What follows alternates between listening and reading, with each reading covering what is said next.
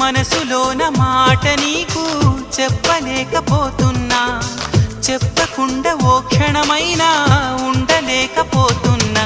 ఎలా చెప్పనమ్మా నాలోని